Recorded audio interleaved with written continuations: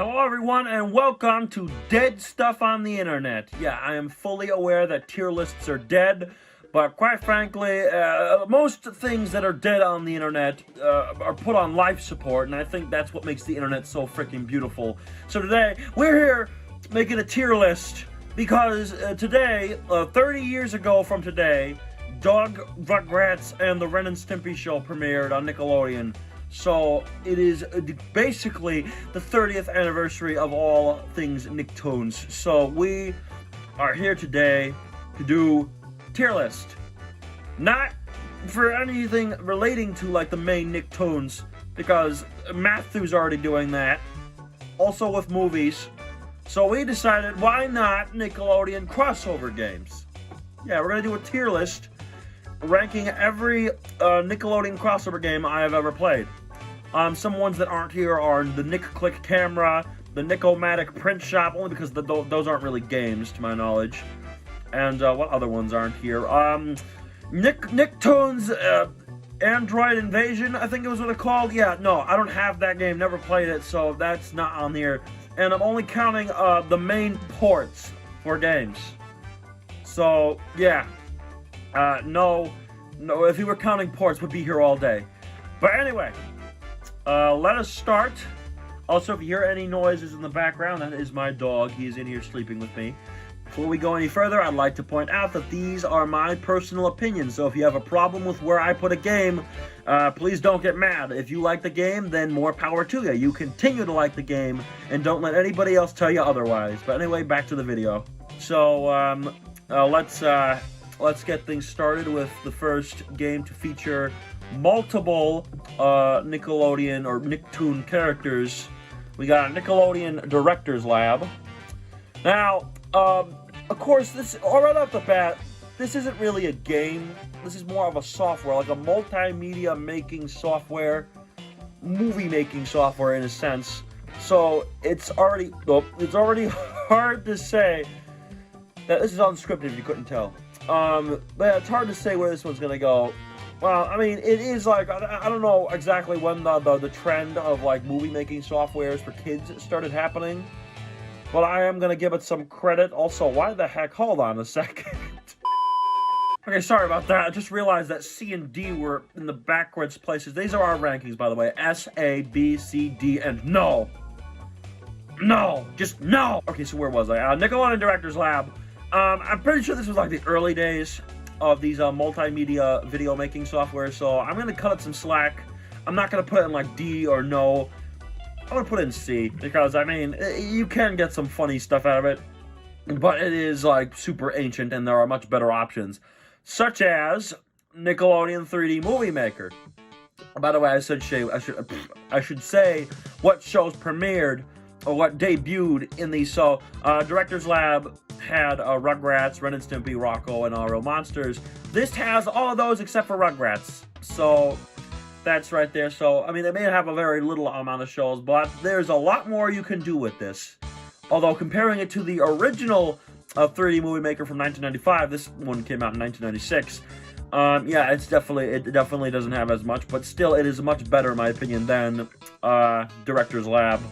However, I was gonna put this in a C tier, but that's only because if you were to download the unofficial expansion pack for the original 3D Movie Maker, then you could do a lot more. Not to mention mods are a thing with the original. So, I mean, if I was considering that, I'd put it in S tier, but that's not a part of the main game. I'm judging it by the main game. So, I mean, it's still a good software, so I think I'll put it in A tier. Because there is stuff. Also, Stick Stickly as the host. Yeah, nice addition having Stick Stickly from Nick in the Afternoon there. Also, I heard some people are afraid of Stick Stickly. Now, I'm not one to judge fears, but how? It's just a freaking popsicle stick. Okay, next up, a recent one that we played on the channel. Here we are, Nickelodeon Brain Bender. Now, this is another one that not a lot of people know. A lot of Nicktoons made their game debut here. In order, they were Hey Arnold, Angry Beavers, Cat Dog, and the Wild Thornberrys. Kablam was also in this. However, Kablam nowadays is not considered a Nicktoon by Nickelodeon. So, yeah, it's not really Yeah, but it's in the game. There was a time where Kablam was considered a Nicktoon, but not anymore. So, yes, this is your basic activity center. I'll admit that the ad-libs or mad-libs or whatever you call them part was funny. Dancing Tunes, I'm still recovering from that, but mostly you're basically customizing stuff and making your own games, but the games are super basic, like totally Angelica Boredom Buster basic. But I'd rather play this over that, but it's definitely not much, so, okay, you know what, because the ad-lib part was kind of funny, for now, I'm not going to say this is guaranteed, but for now I'm going to put it in the back of C. The farther these things are in, the more I like them, by the way, just so people understand. Alright, next up is one that most people consider the first, even though it's not, is Nicktoons Racing. And this was, of course, the first Nicktoons crossover game to feature Spongy Boy, SpongeBob, so that's a big step up. They really did a good job at advertising him. So, yes, you know, I think I'll probably put this one in B, because, I mean, again, by the way, judging Nicktoons Racing by the PC version, the original PC version, because if I was judging this by the PS1 version, it would be a no, guaranteed. But I'm going to be nice to it, and I'm going to put it in B, because, I mean, even though it's not the best kart racer out there, I thought it's still a good time, and, again, the PC version doesn't have freaking over-the-top rubber banding AI, so I could tolerate this. Next up, damn Christ almighty, do I even need to say a word right now? I think a lot of you who follow me would know this one, Nicktoons. So, yeah, this one was the first to feature Rocket Power, and again, the decision to put them in this one is super bizarre. I'm never going to get over that, and I'm never going to get over that one song. You know what I'm talking about. Truth be told, this one is also not really a game. It has more game element compared to like the movie making softwares, but honestly, it's very minimum game. And if anything, it's more of a video. I mean, like when I like put out the ISO for the game and told people, yeah, the microphone's a piece of crap. You don't even need the freaking the 15 pin, whatever that was, how many pins it was. Yeah, nobody really gave a shit. So yeah, I think people more associate this as a video rather than a video game. So it's hard for me to put this somewhere, honestly. Well, because of how much it's changed me, it's not the worst thing I've ever seen, but it has changed me. So, I think now, you know, I'm going to be a little bit more generous. I was going to put it in D, but I'm going to put it in the back of C, because why not? I guess so. I feel like if I go any further than that... actually, you know what? No, that's not matter, because the next game we have is Nickelodeon Party Blast. Gee, I wonder where I'm going to put this one. Obviously, frickin' no. As a lot of you may know, I despise this freaking game. This was my most hated Nickelodeon game before a certain other game released. But we'll get to that one, trust me. But, yeah, so far, this is the one that's immediately... We're not even, like, halfway through this list, and there's already one in, like, mega no. So, yeah, that's not good. But, yeah, and I know one person who's probably pissed off at me for doing this, but whatever. Next up, I think this is the last software we have. That's not really a game, but whatever. We got Nickelodeon Toon Twister 3D. Oh, by the way, Nicktoons Nickelodeon Party Blast was the first one to have Jimmy and Invader Zim. Forgot to say that. And this one right here was the first to have the Fairly Odd Parents. So, well... let me think here. This was the only one that was released in 2003. It is definitely much more limited, much more limited than Nickelodeon 3D Movie Maker and even, I believe, Nickelodeon Director's Lab. But there is still some benefits to this, like how every character says hello to like every character, almost every character, because there's some that aren't there. But I mean, the characters of the other shows, and this is one of the few times where Rocket Power wasn't chosen over Rugrats, so I could be happy about that. Although I'd be lying out of my ass if I said I'm surprised they weren't in this. Honestly, it would have been cool hearing Carl say hello to Otto or Reggie saying hello to SpongeBob. I'd pay a lot of money to see that. But, yeah, again, well, do I like it more than Director's Lab? Yeah, why the heck not? I'll put it in B. I feel like some people will complain about that, but I'll put it in B. It's not as good as Nicktoons Racing, though. Next up, we have, finally, THQ has come into the picture and have started making their own Nickelodeon crossovers. So first we have Nicktoons Basketball for PC. Believe it or not, the cartoony gameplay video that was made a while back this year for this was like one of the first times we actually legitimately played the game. We had the game for the longest time, but we just never got into it. So, you know, honestly, all it really is just mouse mashing, or button mashing, I suppose. So, yeah, it gets pretty repetitive, but I mean, there is some element of strategy, but it's not like an exact, you know, it's not, I don't even know. But, yes, I will admit the amount of characters we have here are nice. There's the 4 teams, of course. The Bikini Bottom Bouncers, the Dimsdale Dunkers, the Retroville Rockets, I think that's what they were called, and the Nicktoons All-Stars. Oh, I'm going to say, one more thing. Whoever made Reggie the team captain of the Nicktoons All-Stars, you should be fired. I hope you're fired from the business, because you shouldn't have chose her. You should have chose Tommy, because she's a f***ing bitch. You know, you think that might push it into D, but they didn't get her original voice. I've said this before. And while she nailed the attitude, she messed up the pitch so bad. Makes her sound like she's an adult. But honestly, I'd be lying on my ass if I said I thought it was worse. I mean, granted, normally when it comes to sound-alikes in games, I generally get disappointed, especially if they have the original voice, i.e., Lloyd in the PC version of the SpongeBob movie game, or like the French narrator in Revenge of the Flying Dutchman. But this is one of the few exceptions where I'll accept it, because we don't speak of the original voice of Reggie, so that's enough to get into C. If I don't, I'll put it over Nicktoons, Nicktoons, and you know, I know Brain Bender 2. Actually, no, Director's Lab. I mean, it's button mashing, but I'd rather be mashing that instead of, you know. All right, so up next we have Nicktoons Freeze Frame Frenzy. Oh, by the way, forgot to say, the Nicktoons Basketball. You know what? Just forget that. I'm not your frickin' maid. Nicktoons Freeze Frame Frenzy. The story of this one was fantastic. But, yeah, it can get pretty repetitive. Not to mention, speed of some characters in the later difficulties is absurdly absurd. But, I mean, it is doable. Of course, this game, I might have to take some points off of it because, it gets a lot of things wrong. The story from the beginning is a little bit spoiled. Again, I'm going to spoil the whole thing because this game's, like, old.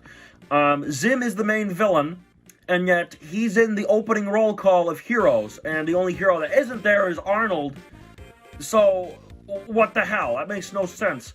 So, yeah, but honestly, is this basically Enter the Florpus before Enter the Florpus? What would happen if Zim really took over the world? I honestly would love to see some developer or publisher tackle this idea again of, like, Nicktoons randomly appearing in, like, dimensions they're not supposed to be in. It was basically, like, a sign of things to come, because Nicktoons Unite would later do this. But honestly, I think this game did a lot better in terms of properties. So, yeah. Do I want to be generous? I mean, I have some nostalgia for the game, but honestly, it has not aged well in my book.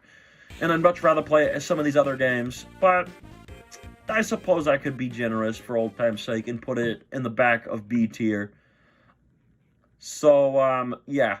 Next up, we have Nicktoons Movin' for PS2. This was a PS2 exclusive, which required the iToy camera.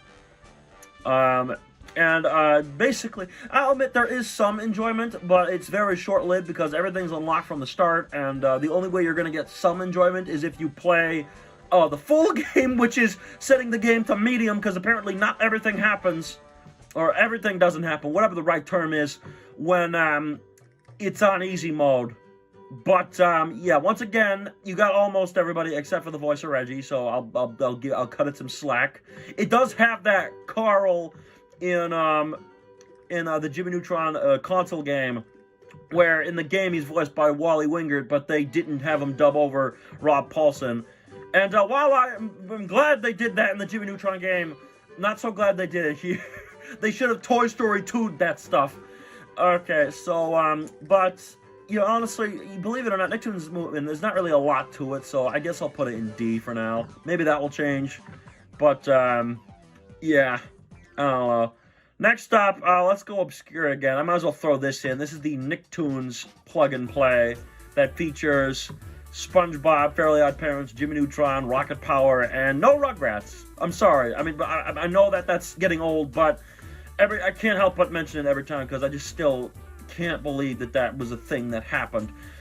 But also, I will be judging this by with the game key included, even though that was like an add-on.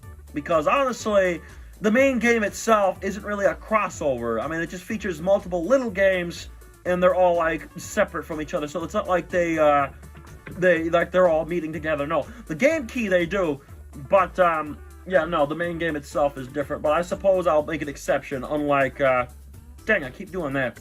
Unlike Nickelodeon 3D Movie Maker, because that's modding, trying to get them into the original. But this is different. So I don't know. It's your basic plug and play games. So yeah, I don't really know how to put this. I suppose Nicktoons Moving is a little bit better, so I'll put it in D tier. It's not really much to it. In fact, actually, below that, I'll also put... yeah, I'm going to throw this in. Didn't think we'd be seeing this again, but the Interact TV Nicktoons pack. Again, there's barely any crossover element. I'm only putting it in here because it has multiple shows. But, you know, what can you do?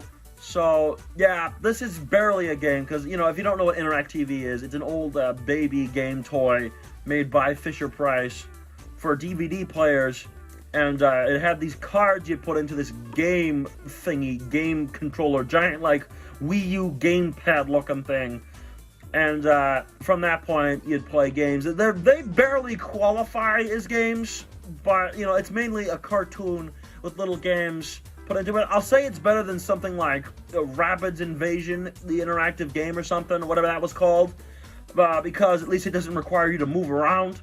But it's still a very not much of a game, so I'm going to put that in D right at the end of D. So yeah, I hope I'm doing this right. It's the farther you put it in, or the farther it sticks out, the more you hate it, right? I don't know. Next up is the one that most people consider the true start of everything, Nicktoons Unite. Yeah, it took us this long to get here, and yet people only say there's 4 games you should care about.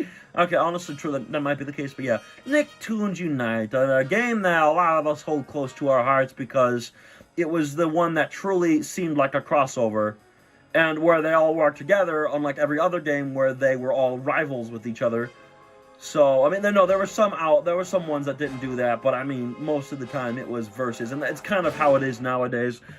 But, to give credit where credit is due, they did a good job having these characters do stuff. SpongeBob, I will admit, even though he was like the front guy on the box, he didn't really have a lot of talking in the game when it came to like talk. He was often just there. At least in my opinion. So, yeah, he just kind of had, like, one-liners and stuff. So, that's kind of sad. Not to mention the gameplay is pretty, whatchamacallit, outdated and not outdated. It's not aged well. That's what I'm looking for. And if people ask THQ Nordic to remake this game along with all the others, but honestly, I don't think that's a good idea. I think, like, reimagining the concept of Nicktoons Unite, and maybe with elements of other Nickelodeon crossover games, would be better. In fact, add more shows. Not only ones that would, like, join the group, like others that won't join the group, but you might have to go to their dimensions to get stuff, because let's be real here, some of those shows, they're not going to be able to do something like joining the group, so, yeah. But, yeah, honestly, I don't see that really happening because THQ Nordic has shown no interest in doing much else. I think they're just sitting on Nickelodeon at the moment. So, but regardless, Nicktoons Unite as a game, I mean, well, where would I put it? I guess I'd put it after Freeze Frame Frenzy. Even though, like, you know, the story could have worked a lot better with more shows.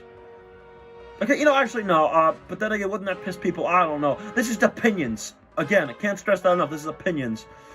I guess I'll put it over Nicktoons Freeze Frame Frenzy.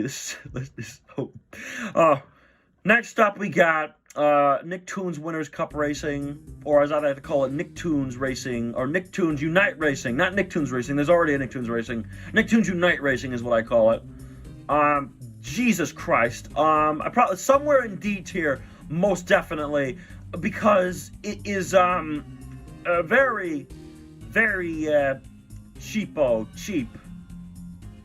So, where would I put it exactly? It is basically like it almost looks like a Flash game. While the voices for the heroes are there, I mean, not a Flash game, an online game. While the voices for the heroes are there, the villains aren't there, which is sad. The voices for the villains aren't there. And Christ, and heck, this does not like working on any kind of computer whatsoever. I'm lucky that I was able to play the game for cartoony gameplay, but unfortunately, it seems that that's it was still meh. So, do I prefer the plug and play more? Yeah, why not? We'll put it there. Speaking of plug and plays, we now have another one that I'm going to throw in, Nicktoons Summer Camp, which we also played. Do I prefer this one? Well, I mean, unlike that other one, the main game is a crossover. In some parts, technically, the main game is all there is, so saying that makes no sense. This is probably one of the main games where Cat Scratch had a main role, because this was during the time where Cat Scratch was being abused in terms of marketing. Not in a bad way. I mean, like, it was forcefully advertised. There's no no ifs, ands, or buts about it. I just screwed that up. But, yeah, I mean, not counting the DS version of another game we're going to get to, because I've never played that one. But, what can I say about this? Yeah, there's not really... Honestly, maybe I'd prefer, the other plug-and-play over this one, so I guess I'll put it here. Next up, we have, one Nicktoons Unite Saga game that I have not played in a long time, but I do remember much about. Nicktoons Battle for Volcano Island. I actually, unlike most of these other games where I had to rebuy them because, childhood copies getting destroyed and such, this is one of the few games where I actually have the original copy from my childhood, so that's something there, just a little fun fact. I do prefer this one more than Nicktoons Unite. However, it's not one that I've not played it in a long-ass time, so I can't exactly be too sure. I know that I enjoyed it more than Nicktoons Unite, but I'm not putting it any higher because I don't really remember much about it. So, I mean, I don't want to be too harsh on it, but I'm going to definitely put it over Nicktoons Unite, just so, like, I'm not going to go judging it by, like, I know that's not really fair, but whatever. Next up, we have my absolute favorite of the Nicktoons Unite Saga. I think some people said this is the worst one, but honestly, I personally like this one. Nicktoons Attack of the Toy Bots. This one, I think, did something that Nicktoons Unite flopped on much better. Actually, all of the games, technically, didn't do some stuff that this one most certainly did. This is when TAC was brought on to the Nicktoons Unite Saga. Unfortunately, this was not based on the original games of TAC. This is based on the TV show. So we don't have the original voice and all that, which is sad. But whatever, it was nice to see him join the other Nickelodeon characters in a game. Alright, but anyway, this one did a lot of things better. How do I put this? So, one, they almost brought in every single Nicktoon at the time, except for Doug because Disney. But the thing is, of course, yeah, they weren't obviously in there, but the master models is what I'm talking about. Referenced almost every Nicktoon. Some of those characters were bonus unlockable characters. And heck, they got the original voices for them. I'm not sure about Jenny, but I know the other ones. Gur is playable. Any game where Gur is playable immediately gets it into S tier, which is where it's going, by the way. But yeah, the bonus characters, even though they have no importance to the story of the game, it is still very good. They did a better job bringing in the other Nicktoons, even though they had no significant role in the game. It's nice that they actually addressed that they did exist within the timeline or something, but still, it would have been a lot cooler if they actually brought those shows into play. But I guess there's already so much you can have. But yes, and the fact that you could select characters rather than having to be stuck with 4 characters or select characters, because in Battle for Volcano Island, it was super imbalanced. For example, like, Timmy was only playable in, like, 1 level, not counting the bonus levels. So, that's what I meant by, like, you know, this one definitely did it better, because, you know, you can choose your characters. So, yes, that's why this one is an S tier. So, let's move on. Next up, we have Nicktoons Globs of Doom. This one, I actually played recently, and, yeah. It took a lot of steps back. For one, you're stuck once again with the game selecting the characters for you, which leads to some imbalanced stuff. For example, Dib is only playable in 2 levels. Oh, by the way, this is when Fairly Odd Parents was kicked out of the game in favor for Invader Zim, which honestly, I'm not gonna lie, I thought was pretty cool. Even though their introduction in the game was really horribly done, I honestly was glad to see Zim in this game. So, yeah. So, basically, yeah. I don't really have much to say, but, there's not really much to this one. So, man, I don't really know, honestly, but, where would I put it? I think it's better than Nicktoons Unite, honestly. But do I like it more than Battle for Volcano Island?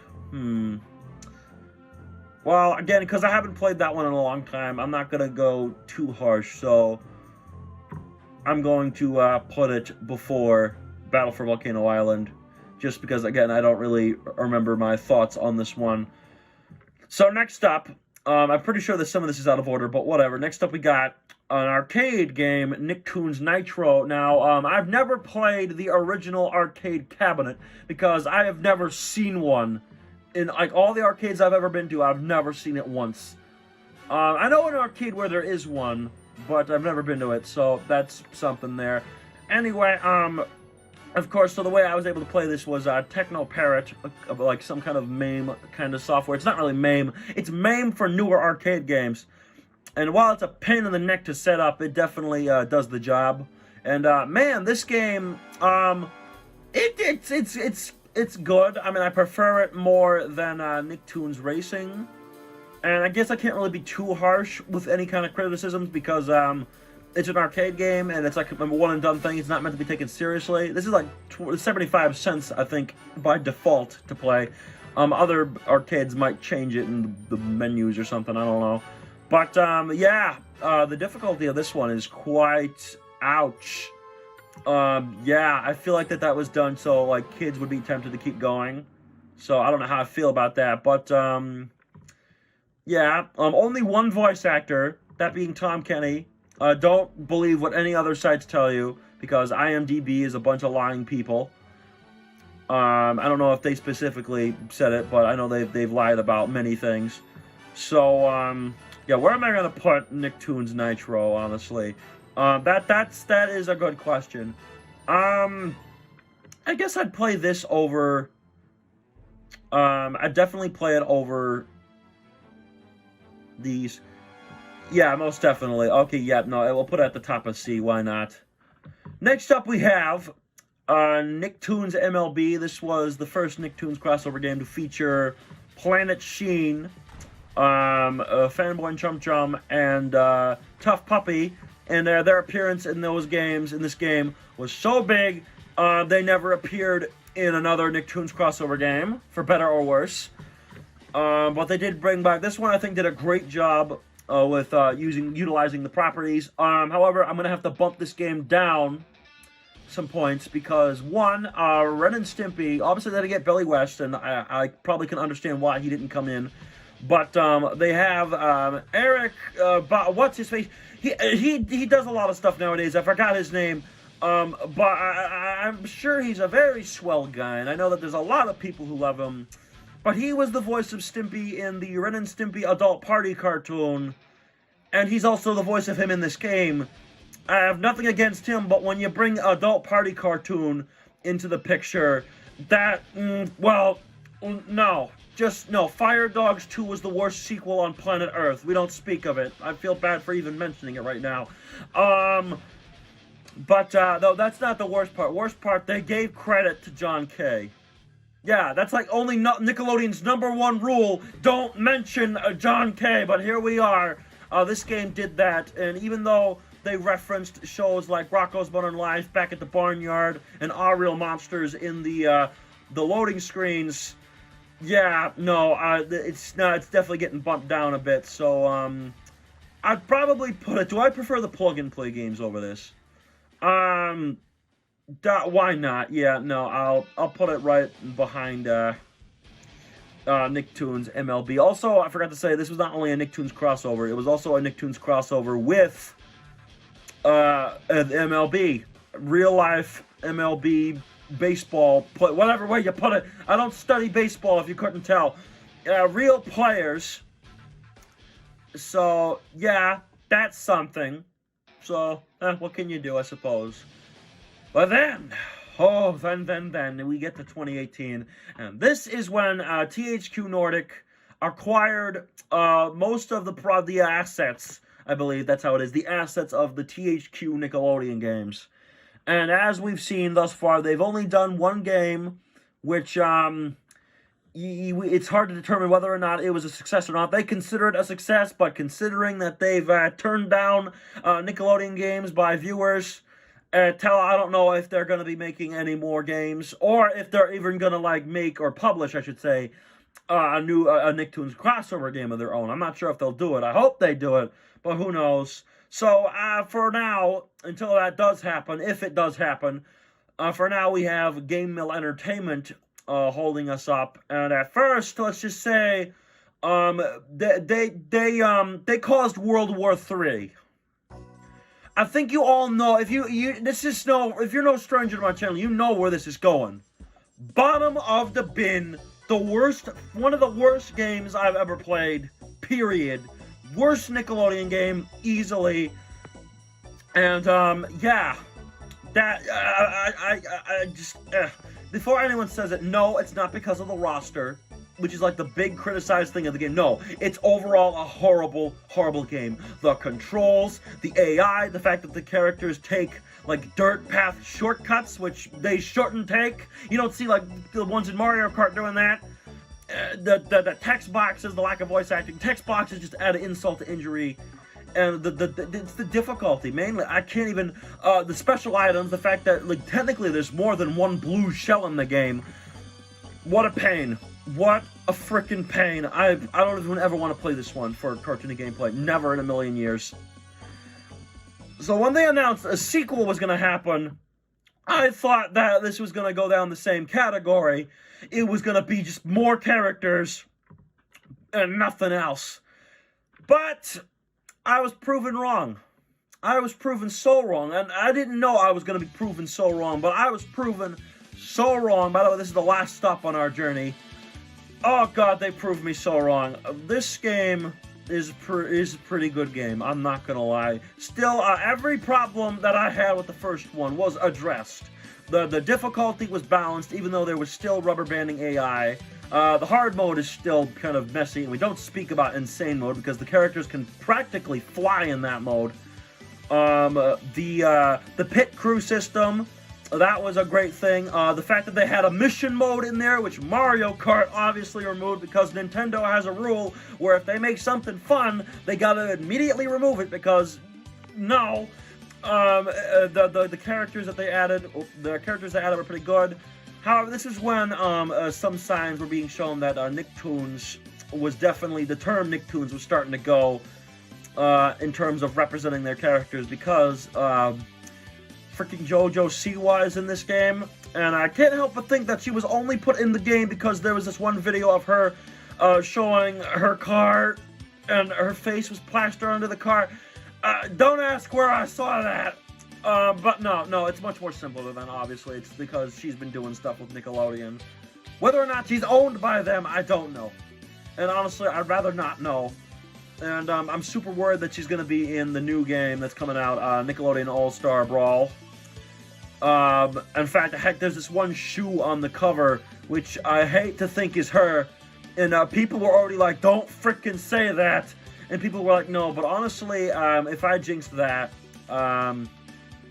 Christ, I don't know what I'm gonna do with my life. But bottom line, Nickelodeon Car Racers 2, it addresses basically almost every issue except for the AI in the later difficulties and the lack of voice acting. However, they did remove text boxes, so the insult to injury is gone.